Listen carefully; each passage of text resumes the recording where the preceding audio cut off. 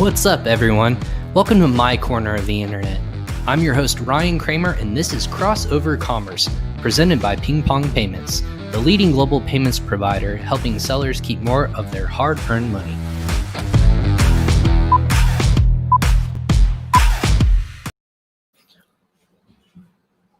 What's up, everyone? Ryan Kramer with PingPong Payments. Thanks for joining us for another episode of Crossover Commerce. Episode 33, man, we're already flying through this week. Wednesday, hump day. Nothing else going on in the world right now. So let's just talk a little bit about Amazon and e-commerce with a very special guest today. Again, if you're joining us live on LinkedIn, YouTube, Facebook, or Twitter, go ahead and say hello. Tell us where you're listening from. If you're busy today, save this for later. Come back to it. Listen to all the nuggets we're going to be dropping today because I got my notebook ready to take notes because I'm excited about what we're going to be talking about today. SEO and SEM optimization. Everyone kind of knows it's important, but what is that fine balance for brands, especially on Amazon and even off Amazon? Why that's important? Who knows what else we'll get into, but we'll go ahead and get started. Our guest today is a very own co-founder of AMZ. I want to say Insiders, but that's not even close to being right. AMZ Advisers. I'm going to get that right. So AMZ Advisers, former sellers, also trying to look at how to grow their businesses and other businesses for Amazon sellers as well. Joining us from the lovely country of Mexico is Michael Begg from AMZ Advisers. I'm going to get that right before the end of this show, Mike. I super apologize for that. So thanks for joining us today. Hey, no problem. Thank you for having me here, Ryan. Believe me, we get all types of things. We get Amazon advisors, we get Amazon sellers. I mean, you were close, so I'll give you the benefit of the doubt. And this is the thing too with all these companies. Everyone thinks they're super creative with like AMZ or like a play on Amazon itself. So that's super confusing when everything is literally the same thing but broken down differently. So we'll get there. We're going to give you credit. We'll make sure we send everyone to the right link and company for sure. But anyways, welcome to the show.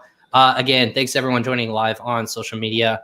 Again, we'll make sure we get you guys great content here. But loved connecting with you yesterday. We were actually just kind of touching high level of how the things were going, kind of 2020 recap and kind of this year, and just shooting a couple of emails back and forth. But for those of you who aren't familiar with your company or just you yourself, kind of walk us through kind of that entrepreneur journey and then where you got to today. Sure. It's kind of a long story, but I'll try not to bore anyone. Well, we can ebb and flow in there. I'm sure there's lots of great content we can pull from it. So yeah, take us away. Well, I'll start with a background a little bit. It was myself and two other founders. We were all kind of working a corporate job that we all really hated. We were looking for our way out. We found Amazon e-commerce. We started publishing ebooks. That was our first step into Amazon e-commerce. Then we started retail arbitraging products from local Walmarts and Target stores. Then we discovered private label. And this was back in about 2014, 2015. We started selling our own goods that we were importing from China on the Amazon platform.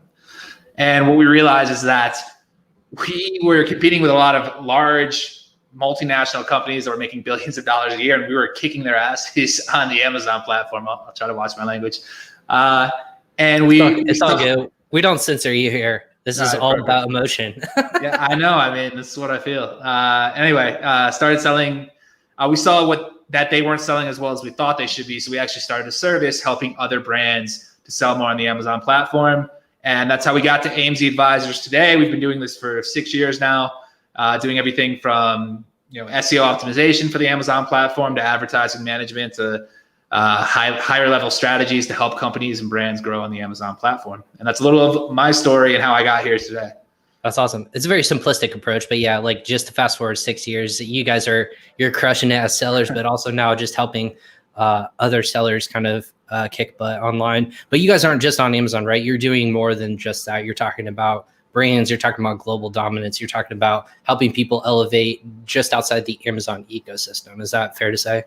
Yeah, I mean, our goal is to help all of our clients grow as a business. Amazon is just one piece of their business, but it's incredibly valuable when it comes to the brand discovery, to people finding your brand and actually trying your product for the first time. And then once they're into your product, you need to figure out the way to convert them into loyal customers and get them buying from you over and over again. And that's a little bit more of a challenge, but we help them set those strategies to kind of get that in motion. And I think a lot of people's mentality is changing, especially this past year, maybe a little bit beforehand, where they're just storefront wasn't an issue. It was, or they weren't really focused on it. It was, I'm just going to find a place to really sell great goods and let the rest do the talking. It wasn't really a focus for brand building, but more of, I'm just going to have revenue coming in from this different stream. So where did that mentality, you think, change for lots of sellers and e-commerce brands, if you will? To actually take the Amazon sales channel seriously? Well, not just that. I'm saying like as a third party seller, if you think about it, I think a lot more people are really focused on them as a brand now. Like that is a brand. Yeah. They selling on Amazon can be a brand. When do you think that really became at the forefront of everyone? I think things that have started to get more challenging for a lot of people that were selling on the platform over the past few years. Amazon has definitely shifted their focus more to giving brands more visibility. And you can see that with all the unique brand placements that sellers get. So if you're brand registered, you get access to sponsored brands, you get access to sponsored display, brand analytics, a storefront. So all of these different pieces actually play more into the favor of a brand. Now, that doesn't mean that you can't still make money as a seller selling a bunch of random products. I know a lot of people that do that, and they're extremely profitable doing that. But if you want if you want something that you're proud of growing, that you can take from the start to a certain point, maybe even have some resale value down the road if you're going to exit the business, building a brand and building it the right way through Amazon and outside of the Amazon on your off-platform efforts, it's going to be super important. And I think that change is becoming more and more realized by sellers over probably the past 2 years. Yeah, I love that. And I think that's super important. So kind of going into what you guys do and where you guys stand apart from other maybe agencies or other kinds of service providers, if you will, what do you feel like you guys do best and stand out from those other companies, and maybe walk us through kind of that building that foundation of expertise, if you will? Yeah, I mean, that is the key right there, is how do you get that foundation to start selling on the Amazon platform? And it all starts with the content that you're actually creating on the Amazon platform. And we've put a lot of effort into creating the best content that we can for our clients. So we have our own internal teams. They're not freelancers, they're not VAs. They're here in an office with us. Well, because of COVID, this office is empty, but normally they're full in here with me. And yeah, I mean, starting with the content, you need to have the right SEO, the right keywords in your listing to make sure that you're indexing on Amazon platform for the right search terms that customers are going to be finding, and then having the right images on your product to make sure that your listing is attractive, it converts well. When people come to your page, they're not leaving to go to another product, they're actually buying your page. So the foundation is really the content, and that is definitely one area that we really excel in. And then beyond that, once you have the content done, you need to move into the higher level stuff like the advertising, the promotional strategies, outside traffic sources, how you're really going to grow your brand. And that's another area that we handle for all of our clients, but it all starts with the content. Yeah, that absolutely, it makes sense in terms of like the story. I've had a couple of guests on that in terms of like selling yourself through a story or selling yourself through your point of view and what makes you different from another widget that you can buy at maybe a lower cost. What is kind of that expertise, if you will, of have you seen where is the biggest growth in terms of like that storytelling philosophy? Is it instead of just like listing out like does XYZ, is it more like problem solving now, or is it more of like this is how you're going to like where's that mentality in terms of like that psychology, if you will, of how you want to display your brand or your product, if you will? Yeah, for sure. So a lot of brands that I think are doing it the wrong way typically approach it by saying what their product feature is. So their product has X number of parts, it has this many, blah, blah, blah, whatever. When really what the consumer cares about is the benefits or the way that you're actually improving their lives, or why your product is valuable to them. So actually focusing on the written content and in the bullet points and the product description, showing the benefits that your product will have in the consumer's life is extremely important, but also using that within your product imagery and using it with text overlays on other images that aren't your main image, calling out your main product benefits, the main features. All that's a great way to really convey your message and the benefit that you're providing to the consumer. And that's one area and one way that we focus on creating our content for all our clients. Gotcha. So in terms of like failing, do you think that that's the misstep where a lot of people just misstep is they're doing the features instead? like you mentioned, is it just the features instead of like that overcoming?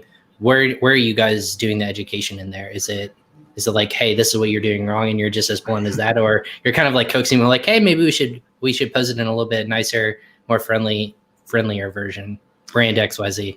Yeah, I think most people just assume that they can throw up whatever they want on the Amazon platform. It's just going to sell because, it's there. That's where everyone's going. They're going to buy your product. But the reality is that's not the way it works.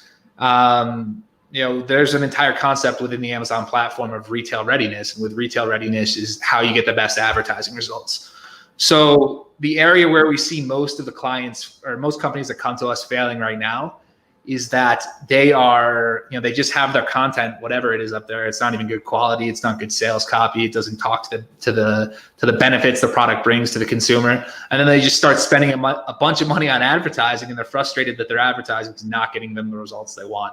So if you don't have that fundamental piece of, the content, the written and imagery content, your advertising is never going to perform as well as you want it to. You're never going to get the results. And that's where most companies are failing, or at least getting frustrated and giving up on the Amazon platform, or focusing their efforts on other areas.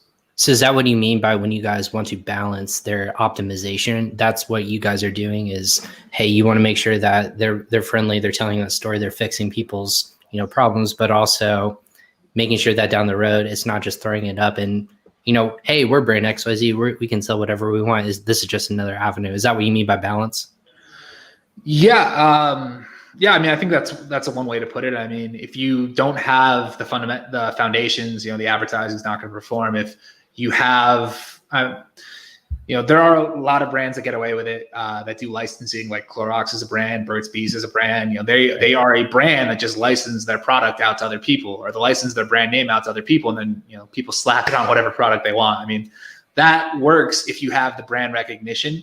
Right. But if you are building that brand from scratch, you got to make sure that your products are related. They're products that are going to be something the customer is interested in, and you have common branding across all of your listings on the Amazon platform. So it looks professional. It looks like a real company, and it's not just something that someone paid $5 to someone on Fiverr to get done.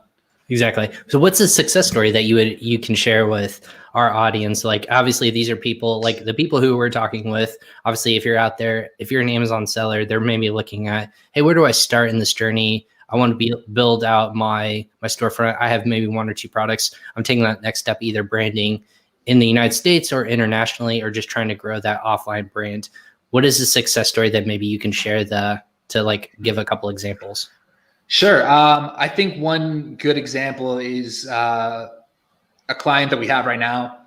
This client has an interesting story. She is a one-person company. She started this company on her own.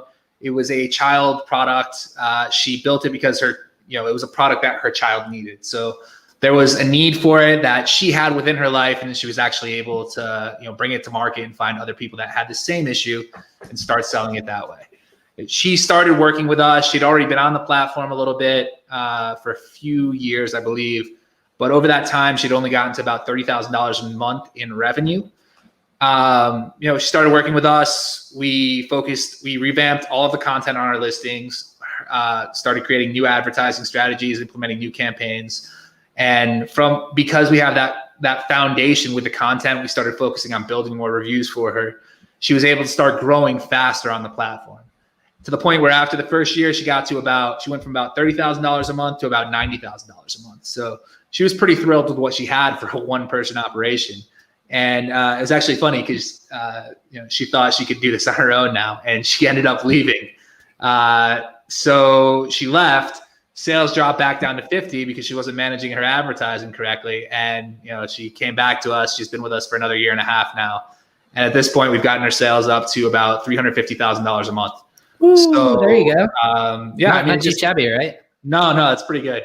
We've literally built multi-million-dollar business for her just through the Amazon sales channel. But it takes time and it takes effort. It's not just gonna one day click overnight. I mean, sometimes that happens, but you need to constantly be focusing on your advertising, trying to improve it, trying new strategies, trying to create more loyal brand customers, taking advantage of the new tools Amazon has. And I mean, doing all of that over time and not trying to rush the process is what's going to lead you to the best results in the long term, I think. Absolutely. And we had a guest on yesterday, Mike Zagaria from PPC Entourage. He was saying, like, obviously there's a need for companies like us, like you guys, I would say, in that same regard of if you're certain size in sales and you're just hitting that kind of wall, there is a reason why people kind of take that next step, whether it's they either become super confident in their ability in one sector, like on PPC or something like that, and they can over time start to scale that, or they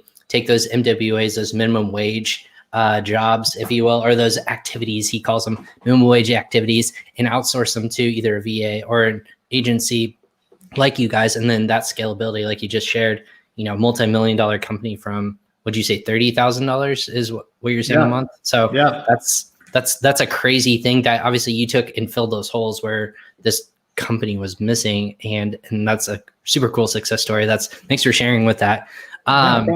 So when they're coming to you, what's kind of the number one question that sellers are kind of approaching you with? Is it like, I just can't figure out something? Like, can you it's almost like fix this engine and then I'll just take over? Or are they coming at you with all these problems? Like, something's wrong with my car, you're a mechanic, fix it, and then I'll just pay you and then go away and drive away, right? Is that not hopefully not the mentality that people are coming with you guys with? It's funny. We get two questions usually when they come to us is why am I not getting any sales? And that's pretty easy to solve after a quick look. And number two is, why do I need to advertise on the Amazon platform? Okay. And the reality is, if you're not advertising, you're not growing. Amazon is, and I say this frequently, is the biggest brand discovery tool that there is out there right now. I think 69% of all searches online for products start on the Amazon platform. Mm-hmm. So pretty much any customer that's looking for your product is going to start there. So if you're not advertising there, think about how many people you're actually missing. If we're talking about the US, 69% is 240 million people, I think, something like that. So I was trying to do the math quickly. Yeah. If you're not reaching 240 million people, like, what are the chances of your brand actually growing? So yes, obviously advertising is frustrating. It's frustrating to have to spend money, but this is just the reality of e-commerce. If you're not advertising your product, it's that much harder for your customer to actually find it. When we talk about shelf space, this isn't a retail store where you walk in and you have physical shelf space. You can find a product. Maybe you see something for the first time, you try it. This is the digital shelf space. And if you ran a traditional business on retail, a lot of times you're paying for that shelf space. This is the same concept on the online space, except your advertising is what you would be paying to the retail stores to get your product, whatever the placement is on the shelf. So I love that.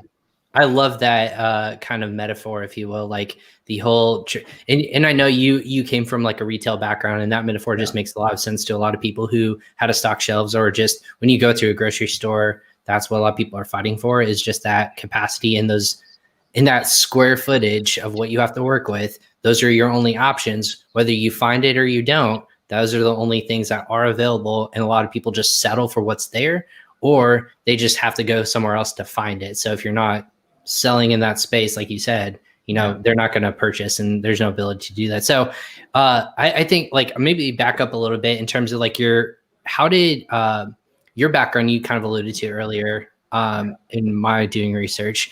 You did a lot of like retail store, had a background in that. What was kind of like that? Did that help you look at things in the e-commerce world a lot differently, or what are you pulling from that kind of background, and maybe share a little bit, if you will, and then how you're applying that to like future endeavors like online? Okay. Yeah, I can definitely talk about that. So just to give your audience a little bit more background, before I started this company, I was actually working for Sears, and I was working in retail real estate development. So unfortunately, Sears wasn't doing too well at the time. And our job was essentially to look at these stores, figure out what stores we were going to close, figure out what the problems were with those stores, and figure out ways how to make more money from them, either through redeveloping them, selling them, leasing them to somebody else, figuring out, was there anything for us to do to start making some cash? Sounds super depressing. Yeah, it was. But at the same time, it made me see the writing on the wall that Sears was kind of done and that e-commerce was coming. One of the biggest initiatives that Sears had was their shop your way or shop your own way. I forgot what the name of the program was, but it was essentially Sears version of Amazon Prime for people buying through Sears. But Sears audience was all adults over probably 50. So the amount of people that were using online it didn't line up. I mean, it was a great idea and concept. Right. The execution was terrible because they weren't attracting the right people to the platform. But now when we think of where younger shoppers are going, I mean, they're going to Amazon first. And that was where we saw it on the wall, the writing on the wall. I mean, myself, my two other partners, we were buying everything from Amazon. We were getting delivered. We were like, all right, well, I mean, this doesn't make sense for me to go to Sears anymore. It doesn't make sense for me to go to Macy's, JCPenney. And because of this past year and COVID, we're actually seeing like how much trouble a lot of those companies were really in. I mean, I knew because I was in that space. I don't think maybe, and some people probably saw the writing on the wall, but yeah, I mean, they were really struggling because just their customer base was an older customer base. They weren't ready to go online, and they just were not going to last long. So us as a company, we're seeing a lot of move to online. I'm sure you guys are doing that as well. And again, if you're watching this live, guys, go ahead and make sure your comments come through. We'll send them, see them, throw them up on the screen. We'll make sure the questions are answered. Or if it's after the fact and you guys are just busy during the day and you watch this at a different time, go ahead and still submit them, and we'll go ahead and tag Michael and his team, and he can answer those questions too. So that being said, when kind of that traditional, like I think a lot of people, especially in 2020, saw that the need for being an e-commerce had to be made. Like it sped up, I think, the 5-year trajectory in 1 year or less. Yeah. When you're working with retailers who are trying to get online, maybe that's even brands, if you will, didn't have an online presence. What's that conversation like? Is it just educating on like why it's super important? Or yeah, I mean, you take it from there. Yeah, the education piece is extremely important when you're trying to get retailers that are used to brick and mortar to consider the online space. And we've struggled with a lot of retailers that have their brick and mortar stores because they don't see the value in investing money into the platform. They don't want to spend on the advertising. Even sometimes their price points on their products are way higher than what their competition is charging. So all of that makes things very difficult. I think the retailers that have done the best that we've worked with have been the ones that have the cash to invest into advertising. They're willing to try to be more aggressive. They're willing to lose money in the short term to try to gain in the long term. If you're not ready to make that investment into e-commerce, then you're not going to succeed in the long run. So whether you're deciding to sell on Amazon, whether you want to build your own Shopify store, I mean, all of it requires advertising or some form of marketing, whether it's SEO, content marketing, whatever it may be. And yeah, most of the physical store retailers that aren't ready to make that investment are the ones that are going to struggle with making that jump to the e-commerce space.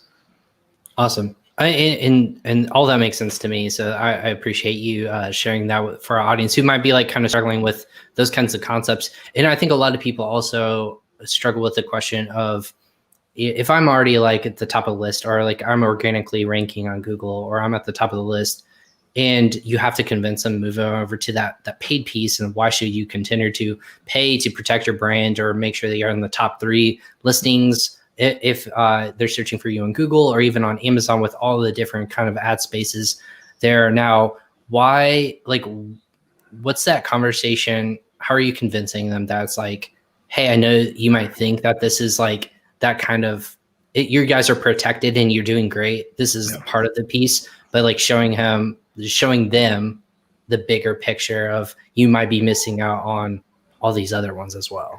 Yeah, I mean, and again, this is just about e-commerce in general, is that people that are selling in e-commerce, people that are doing the marketing, that understand it, they are extremely agile. They move very quickly. When they see an opportunity, they go for it. And and that can be true for anyone. If someone finds your brand through whatever it is, Google Ads or Amazon, and sees that your brand is generating a lot of sales and you're not running any ads on that, they're going to start advertising on your brand, and they're going to start getting people to their product. And all that investment in time you put into getting that initial customer to make that purchase, to become aware of your brand, to give your product a chance, is essentially lost. And now you're starting back from square one to acquire another customer. So if we're talking about it in the idea of a sales funnel, so like, how am I actually getting people through their customer journey to actually purchase my product? if you don't have your brand advertising going, whether it's on Amazon platform using sponsored products, sponsored brands, and sponsored display, or whether it's using Google AdWords or even Facebook advertising, if you're not advertising on those platforms to at least protect your brand, that funnel is just leaking out customers. It's leaking out potential purchasers, and you're hurting yourself in the long run because all your advertising dollars are more or less going to waste if you don't protect yourself by advertising on your own branded keywords. Excuse me. No, that makes sense. That again makes sense to me. I know I keep saying it makes sense. Again, like minds, we think alike, but I think a lot of people just have trouble making those connections. So when you're making those kinds of like if you're not an established brand online and you're really starting out, and they're like, all right, Mike, I trust you. I need to start advertising, but I'm just not big enough. Like I can't invest my like 30 grand a month in advertising. Like that just eats away at my revenue. I can't afford to do that. What was that conversation like? What are the best ways to start marketing those kinds of brands, starting out with a small budget? I think it's interesting because a lot of times it all starts with just having a conversation about what their goals are and what they want to achieve. And the reality is that pretty much every retailer wants to sell more. That's usually their goal. They're not, that's usually what they're trying to achieve. And to get that, to have that goal is different than actually wanting to spend like a little bit of money, not, being concerned about, what my margin is or being concerned about how much I'm spending on advertising. Those two things don't align. So when we start the whole process, obviously we go through the goal setting, figure out what they want. And then we primarily are going to focus on the advertising campaigns that are going to lead to the best return on their advertising dollars. So primarily the initial focus, and I know most agencies in our space will focus on either getting them a good ROAS or getting them a good ACOS. That's kind of warming them up, showing them that the advertising works. They can still make money on a product sale with advertising because they can get, if they have a 30% margin, they're only spending 20% on their ads, whatever it may be. They're still making money, or they're at least turning their inventory over and putting it back into cash so they can buy more inventory. That is incredibly important. I mean, the amount of times you can turn your inventory a year is going to generate the most revenue for you as possible, and that's where advertising comes in. So once you have that customer used to at least getting some sales through the advertising, seeing the return on their dollars is where you can really start implementing the higher level, more aggressive strategies where we're going to say like, hey, this is the highest traffic keyword for this product. Let's spend a ton of money on this and get to page one. Let's get to the top of page one because all the organic searches for this keyword, our product is going to show up. We're going to generate way more organic sales than we are through advertising dollars. And that is really where you start making that shift from being concerned about, I don't want to spend too much online advertising to, all right, I'm really focusing on growing my top line revenue as much as possible. And then building that brand awareness, building that brand loyalty, and actually, scaling my business to a new level that I haven't achieved before. Would you say that, so optimization, when I hear the word optimization, I think on the SEO side that there's a mountaintop, right? There's a peak where you can only be so optimized. Is there a place in SEM where you're just at capacity of it makes literally zero sense to tweak anything else? I mean, that's a philosophical question. I know that is more philosophical. Yeah. No, I mean, there are constantly new ways to be doing things, new ways to trying things. I mean, from optimizing, from tracking your actual profit based on the amount you're bidding to what your return is, to what your margin is. There's a million different ways to actually analyze that thing. And, it's very important to have that analytics software in place, or having a partner, an agency like ours that has that software and that can actually show you that stuff. It's extremely important to do it. But as Amazon keeps rolling out more and more ad placements, more ad features, there's different ways you can tweak everything. So, I mean, and a placement as simple as negative product targeting that came out a few months ago provides a huge opportunity for brands to stop wasting money by targeting brands that aren't converting for them, or targeting products that aren't converting from them. And that optimization pretty much never ends. Anytime that a new product or a new feature is rolled out, you need to look at, all right, how can I use this feature within my existing campaigns? How can I launch new campaigns to take advantage of this? But at the end of the day, it all ties into how is this affecting my bottom line? How is this affecting my top line? And being able to see how all those inputs come together is going to give you the best results. And, it's never ending. It really isn't. Yeah, exactly. I mean, there's constantly new things that are coming out. What's the one mistake that you think that you made that was so major that like you thought something that was going to come to fruition, whether it was in this business or whether it was like selling on Amazon or whatnot, you took that chance. You're like, it only makes sense to do this. And then you ended up, obviously calling it a mistake. It was just a misstep on your behalf, but you learned from it and you grew from it and then you got better from it. Is there one moment that you really keep in mind that you say, hey guys, do you remember this time we did this? Let's not do that again. This seems like that moment. So is there anything, as you guys, as an owner and investor, you're responsible for a company and other people's brains. Do you have any moment like that? I mean, personally within our business, yeah, of course. Within the Amazon platform, there's always, well, not always, there are mistakes that are made. You don't want to, sometimes you spend too much for a client, it ends up causing them problems. You're not getting the return they want. But I mean, really, it's just an issue of not optimizing the right way or not having the product messaging reaching the customer in the right way, or maybe the product price point's too long. There's a lot of obstacles that come into the whole process of thinking of it from that side. Mm-hmm. But if we think about like, if you're in the Amazon space, thinking about how you can develop something to help other Amazon sellers or to help them achieve things. We made a pretty bad mistake a couple of years ago and invested a lot of money into creating a software program where we were going to try to take the demographic data from Amazon. This was before Amazon had demographic data.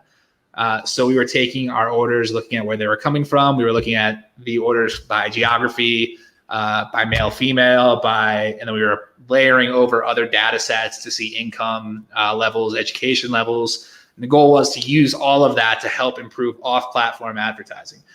Well, we spent a bunch of money on that, and then go figure, Amazon releases their demographic data. They stop allowing customers to see the personally identifiable information that you can get through the orders. So pretty much our entire project just fell apart. So we invested a bunch of money in something that was pretty much worthless. So if you're thinking about creating something, just think about, just run it through your mind. Is Amazon going to create this? Is there any value in them for this? Like, how is this really helping sellers? Can they do it better than I can?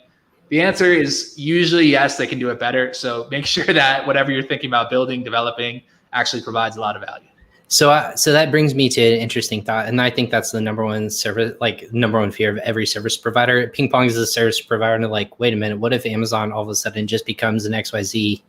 Like that's all right. It to a point, like Amazon can do everything, like as much as everyone wants to do. They're like, oh yeah, like we're going to be like all Amazon whatevers. Like we're going to have robots that are just only Amazon taking over the world. It's not the case. But that leads to an interesting point on terms of like data. And I think like for data for any company, both either as a seller or as a marketplace or service provider, data is key, and you have to like follow like my old company Viral Lunch has always followed the data. That was what we always wanted to go with. Yeah. When you see fights like who owns this data, like obviously Amazon's the marketplace. Yeah. You see that like, hey, we control the data, they use it however they want, and again there's lawsuits behind that. What is, maybe like you can touch on it if you want, what's kind of your take on what data should be available for everyone and what data should Amazon, feel free to keep secret? Is there a distinguishing factor? Oh, that's really hard. Without getting in trouble. Like, I'm not here to get anyone in trouble. It's just a thought that can be. I don't think I'll get in trouble. I don't think Amazon cares enough about me, but same here. If you're watching Amazon, we appreciate you joining us today. So yeah, thank you. Please just don't close down my Seller Central account or anybody else. Yeah.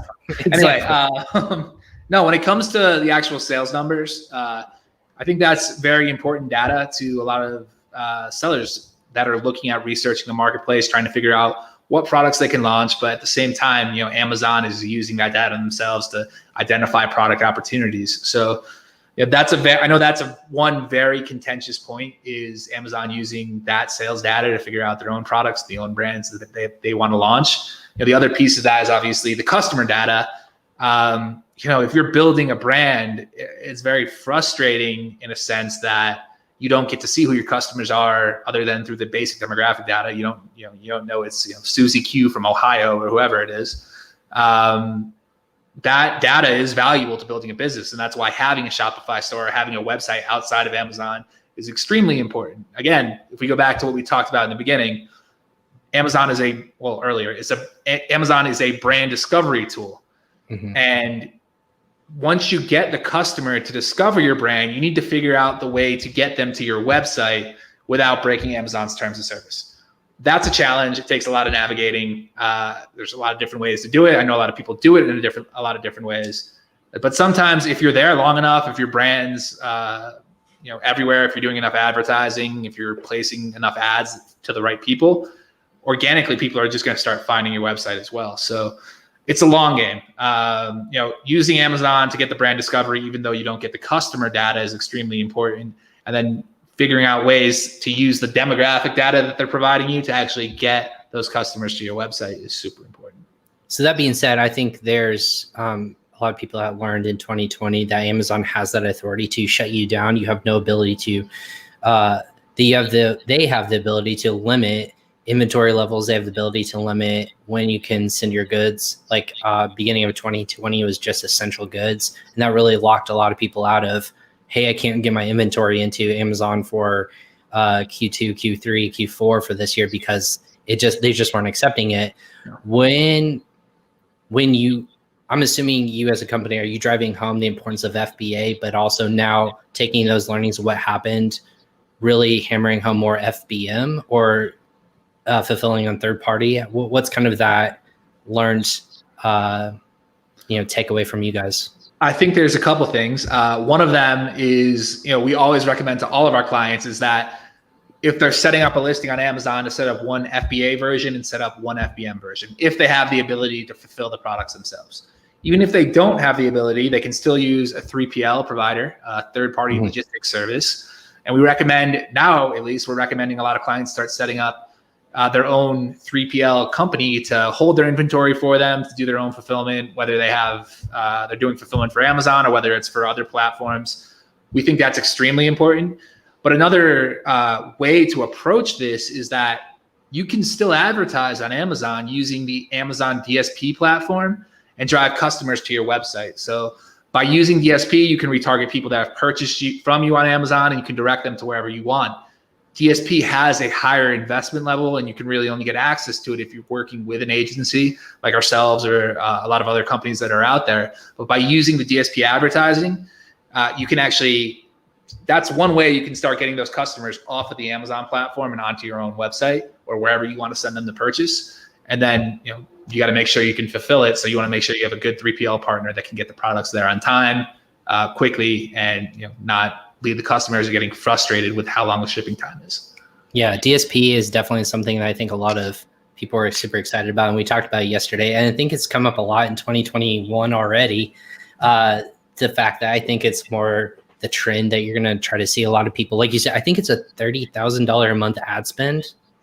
There's one of those like fluctuating thresholds, right? If you're going to work with Amazon, if they're going to manage the DSP for you, I think the threshold's even higher. I think it's like $1 million now. But you can work through a lot of other companies that are out there, like agencies that are specialized in Amazon advertising, that can do the DSP for you at a lower level because they're pretty much mixing all the spend together. So you don't need to commit to such a high level. So using DSP isn't that, you don't need to invest a huge amount of money to it. But I mean, you're going to get really good returns from DSP because you're getting people, the ability to retarget or remarket to people through DSP is incredible. Do you think what's the main reason do you think they set that threshold? Just because their cost to use it, or I think it's the supply, just the supply of advertising inventory. I mean, Amazon can only show so many ads at once, and obviously there's a lot of value in there. The companies that can, and there's also an incentive there for them to be able to make as much money from it as possible.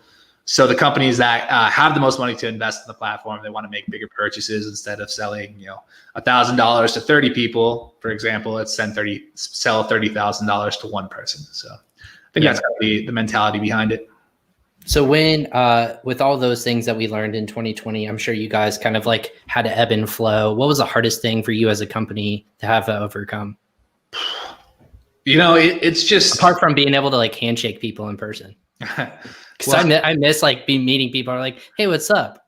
Yeah, I think it was rough. I think just seeing a lot of the pain that a lot of our clients were going through was, really sad, really frustrating. I mean, when this first hit in April, May, we lost a lot of clients just because their money was gone. They were primarily selling through retail. Retail was dead. They didn't have the money to invest online. They were having issues getting access to, PPP or, disaster relief loans to kind of get that money to keep their business going. And that was really hard to see. But at the same time, that just shows how important it is to be online now, to have that presence on Amazon, and to have your product able to be found. If you are completely reliant on any one sales channel, it's a problem for your business. If you're completely reliant on Amazon, that's a huge problem too, because if you get shut down on Amazon, there goes your business. But if you're completely reliant on retail and a pandemic hits, well, now you're also screwed, because now all your sales are coming from in store and you don't have an online presence. So I think it's really important to, going forward this year and obviously the years coming, is to diversify your sales channel and get on to as many sales channels as possible, whether it be your own website, Etsy, Walmart, Target, Amazon, Facebook, Instagram, wherever you can, to start to have more than one sales channel coming in, and then figuring out the pieces or the partners that can help you grow the sales channel over time is going to help your business survive, any asymmetric shock that happens within the economy. Which is, we're living through that right now. And that echoes home what I've been telling a lot of our listeners, especially over the past months, is when you're solely relying on one like leg of the stool, proverbial like business stool, you can fall over. It's going to fail. But when you're balanced and diversified, we hammered this in our season premiere earlier this week with PR Reach and their team over there. They said, obviously diversifying in as many ways as possible, it's super important. Just so you can like rely, obviously Amazon's a big piece of that puzzle, and nothing's going to overshadow the traffic, the probably revenue that you're driving, but even just diversifying on another marketplace. We saw, us as PingPong, we saw customers that were going and sending inventory to different locations if their limits were, if they were limited on inventory in the US, they would send it to Canada or send it to Europe and have it fulfilled throughout there. So there's other ways that you can also grow within the Amazon ecosystem. That's not just on the .com, which is the major focus for everyone. So that being said, where do you guys push a lot of people to kind of grow outside of Amazon first? Is it Shopify? Is it Walmart? What's kind of the big take for you guys as an agency? I think we always approach it on what is the easiest way to reach the most people. Amazon is obviously number one, but the benefit of Amazon is that it's a platform that people are going to. It's not your own website where you need to drive your own traffic. So what other platforms are out there? And I think focusing on the platforms first, like getting on a Walmart, getting your sales go there is extremely important. Whether, depending on your product, maybe Etsy is a good fit, maybe Lulily, maybe Wish. There's almost an unlimited number of platforms out there that you can get onto. You really just need to find the right one that's for your company or for your brand. Those are the easiest hurdles to get your product in front of more eyes. And then once you've kind of exhausted that, or you've got a few channels that are driving enough sales for you to really start focusing on building your own website, that's where we really start recommending making the jump to the Shopify side. Because once you're on the Shopify side, you need to start thinking about SEO, SEM through Google, influencer marketing, referral affiliate marketing. All of that stuff's gonna be super important. And if you're not ready to make all that investment at once, if you're not ready to make all that investment, it doesn't necessarily need to be at once. Your Shopify store is really gonna underperform compared to everything else. Does it feel overwhelming to think about all of that as not just an agency, but as a seller? Like, you were a former seller and potentially good. Do you think that's just an overwhelming like mountain or wave that you think is coming at a potential seller who's just either doing this as a supplemental income thing or a business even getting into it? Where does that overcome, or where does that knowing that you can get over that hump come from, do you think, for a lot of people? Or how do you tell people that? Yeah, I mean, it's definitely overwhelming thinking about all the things that you need to manage to actually grow a business online. But the reality is that sellers are becoming more and more, oh my God, I've been in Mexico too long. I'm forgetting the word. Sellers are becoming more and more agile. They're more nimble. They know how to do things quicker. They're learning things faster. Mike, stop drinking the water there, man. Come on. That's why I got my big bottle right here. Anyway, yeah, the point is it can be overwhelming. I understand that completely. What I would recommend is just focusing on the things that are obviously the lowest hurdles first, or the easiest, the lowest barriers to entry, which is other platforms. Again, just to reiterate what I was saying before, Walmart's pretty simple to get onto. Etsy's pretty simple to get onto. Facebook, Instagram, those are very simple. If you're already on those platforms, you can start selling now. Yeah. When it comes to focusing on how you're going to grow your website or how you're going to grow your brand outside of Amazon, there's a lot of ways to approach it. If you think about one of my favorite books is The Obstacle is the Way by Ryan Holiday. You focus on what you see as the obstacle. Well, the obstacle is that you want to grow your business.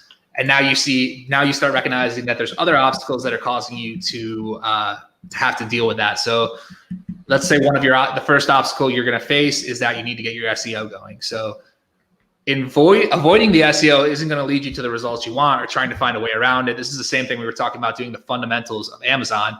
Not doing those fundamentals to make your product look good, even if it's on your own website, is not going to get you the results you want. You need to actually face that, deal with it, invest in it, and start moving on. It's just step by step. If you focus on one thing at a time, one sales channel starts showing that it can be profitable for you, that can actually bring customers in, it becomes less overwhelming. I mean, I've built brands before, specifically for the Amazon platform, when things weren't so sophisticated. I'm doing it now for other brands that it's way more sophisticated. I'm focused on more things, but instead of getting overwhelmed by thinking I need to do everything at once, I need to break it into small steps, start seeing the results with those steps, or not seeing the results and then moving on to other ones and figuring out which ones can lead to better results.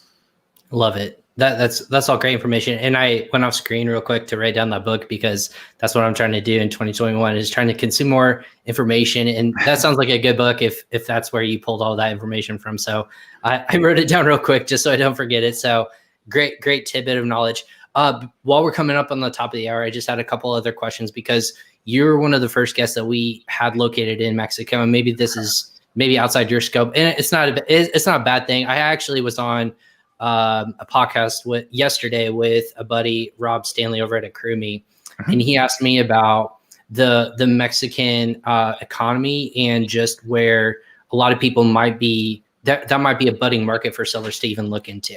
And since you're there, maybe you can kind of shed light on stuff. If you're referring people to look into Amazon, I think it's MX down there, what's kind of like the economy look like in terms of either sourcing from Mexico and then also selling in Mexico? Can you give us maybe like a firsthand experience since you're there? Yeah, I definitely can. Awesome. But before I jump into that, another great book recommendation that is just like that is called The War of Art by Stephen Pressfield. I think it's a really good book. Similar concepts about just struggling, focusing on what you need to do, and then going from there. Anyway, jumping to Mexico. Mexico is an interesting place to be. It's an interesting business environment. When we think about a lot of the larger companies that are here, they're more focused on traditional retail and manufacturing versus the e-commerce space. So, we've had a lot of difficulty with companies down here considering e-commerce just because they're not aware of it. They don't want to deal with it. They've been doing things for so long in a certain way that they're focused on that way. And I'm not the only one. I've talked to a lot of other companies that had that same experience with Mexico. When it comes to the actual e-commerce side, I think a lot of companies that are being successful, or people that are being successful, are individual sellers that don't come from that mindset of being a manufacturer. That's all I do. I don't sell direct to consumer. That are either purchasing these products directly, putting them on Amazon.com.mx, putting them on Mercado Libre. Segundo Mano is another website down here that you can sell through. There's a lot of different platforms out there that you can get your products on and make a pretty good return on. I mean, the advertising costs in Mexico, at least on the Amazon platform, are extremely low. But you can also advertise through Mercado Libre. They have their own version of Amazon FBA, although it's invitation only, so it's a little bit more exclusive. And then just generally the customer shopping experience in Mexico and Latin America in general is mobile first. So making sure all your content, whether it's on Amazon or whatever other platform, is mobile friendly is extremely important because that's the way people shop down here. It's, you know, it's just the most common thing. So considering those things, that's very important. When it comes to sourcing products in Mexico, it can be a little bit more tricky as well. While we're so close to each other, there are some different expectations with work-wise or work style-wise between the U.S. and Mexico. And, you know, the relationship management between that two is very important as well. But I have definitely heard of some horror stories from clients and friends here that have tried purchasing product from manufacturers. I actually just thought of another one. Purchasing products from manufacturers and the development ends up being months late or weeks late just because, you know, they were like, oh, mañana I'll get to it. Like, you know, showing them like the actual work ethic. I had something similar. I'm helping my girlfriend launch a brand of women's apparel. She's working with a designer here to develop these dresses. This dress, to make a dress, you need like I don't know the word in English. Anyway, like a form to actually cut out and show like how much like a pattern of sorts. Like, I think they call it like a patron here or something. I don't know. Anyway, she worked with this designer, came up with all these designs, and then the designer wouldn't sell her the pattern to actually make the product. And it's just like, what? Like, this is like common sense. If I'm working with you, this is what I'm buying. This is what I'm paying for. So we actually had to start again with somebody else and set the right expectations from the start that this is what was going to happen. So there's always little obstacles like that, cultural differences that you're gonna run into when you're dealing with Mexico. So just things to be aware of. Well, I found our next topic to talk about when we were back on the show next time. I just think it's super fascinating, and a lot of people just forget that Mexico is just a different culture, and a lot of people have to understand, like, you're working with different work ethic, which is perfectly fine for them, obviously. But if the market's going to start to trend that way, you want to be ahead of it. So maybe that's something for next time. I think we'll have to discuss for sure. So it sounds like there's lots of stories that you can kind of share in that regard. So that's awesome. So before we like cap off at the top of the hour, and before I let you go, I know you're a busy guy. When we looked at 2020 and we looked at a lot of different like bad things, it felt like 5 years when it was really one. I watched the death to 2020 on New Year's Eve, and I was like, my God, I can't even believe like people like Kobe Bryant died the same year. And like, you're just like unaware. And the year was just bad for a lot of people. But honestly, on the flip side for e-commerce, there was a lot of boom, and like, we have to take it with a grain of salt. Like, there was like a lot of growth. What is one major thing that you guys are going to take from that year and apply it to to the business model this year in 2021? Oof. Do you like my story, how I lead it up and I like get you emotionally attached to it? Yeah, I know. I got to think about something deep here. That's all good. It doesn't have to be deep. It's just a lot of people are just like, they take and get perspective on different things. And that's what we like to do is, you saw something completely different. You're located somewhere in the world that's different than where I'm at in Indiana. So yeah, it's all going to be different. I think one of the things we learned, and one of the things that we are trying to get across to our clients, and this goes along with a lot of the other things we said about setting up the 3PL networks, going on to other channels, diversifying, is just to be prepared for whatever is going to come. You have no idea. And preparation starts with getting the fundamentals of your advertising done, getting the fundamentals of your listings done on whatever platform it is, because you never know when something's going to just happen. Something's going to take off. I mean, we had clients that were selling hand sanitizer and they were in there at the perfect time. And then all of a sudden, March 2020 hits and they're going from doing $10,000 a month to doing $1 million a month in sales. I mean, it literally happens that quickly on e-commerce if you're in the right place at the right time. Not everyone gets that lucky, but being prepared is what you need to do if that chance comes or if that opportunity comes. If you have that product and that time comes and it's too late, you don't have your advertising fundamentals, you don't have your listing set up the right way, you're already behind. There's already people in front of you that are going to be getting those sales, taking advantage of it. I mean, this goes back to another, one of my favorite sayings is, I find the harder I work, the luckier I get. So doing that hard work now, getting in the right places, getting the fundamentals done is going to lead to you just getting lucky someday. And then maybe your business is just going to explode from being in the right place at the right time. that's extremely important. And I think that's one thing that we've learned and one thing that everyone should apply going forward. Love it. Mike, thanks so much. Before we cap, obviously, and kind of like sign off here, if people have questions, if they're catching this either later tonight or later down the road, what are the best ways that if they have questions or want to work with Amazon Advisors and your company? Hey, look at that. Well, after an hour, we got their name right. What's the best way that people are going to need to get in touch with you? Yeah, the best way to reach us is through our website directly, amzadvisers.com. You can also reach me directly if you have a question on my email, mike@amzadvisers.com. I'm always available there. Otherwise, you can reach us through our social channels on Instagram or LinkedIn. We always answer questions there. So feel free to reach out with any questions you have. We're always glad to help other people be successful on the Amazon platform and in e-commerce in general. Awesome. I love that. And we put that description here in the below in the ticker. We'll make sure it gets in the YouTube channel as well. So if you do watch this later on, make sure you go ahead and click through. We'll make sure that if you do hear, if you are going with AMZ Advisors and you mention this podcast, just make sure you tell Mike and his team, and then we'll go from there. But yeah, Mike, friend of the show now. We love having you on here, dropping some knowledge on this Wednesday, which is already crazy. We're 6 days into the year already. It's kind of going quickly already. Yeah, it's a good thing. No, thank you, Ryan, for having me here. I really appreciate it. I love just doing these talks and letting people know what I think and what I see coming. So hopefully I was able to provide some value. Absolutely. And we appreciate it. And then we'll actually take tomorrow off. And for our audience who's going to be going live here, or for our audience who will catch us live on, again, LinkedIn, YouTube, Facebook, and Twitter, we would go live almost every Monday, Tuesday, Wednesday, and then Friday. So we'll be off tomorrow, but then we're coming back hot with another episode to cap out the week. We're talking about, I think there's a lot of different topics going on. There's growth in terms of velocity and sales and how you can maybe automate that as a seller and look at the different service provider with Jason Hanan and that team over there. So really excited about diving into automation and looking at trends in terms of velocity and sales on Amazon. So for Mike Begg over at AMZ Advisors, got it right.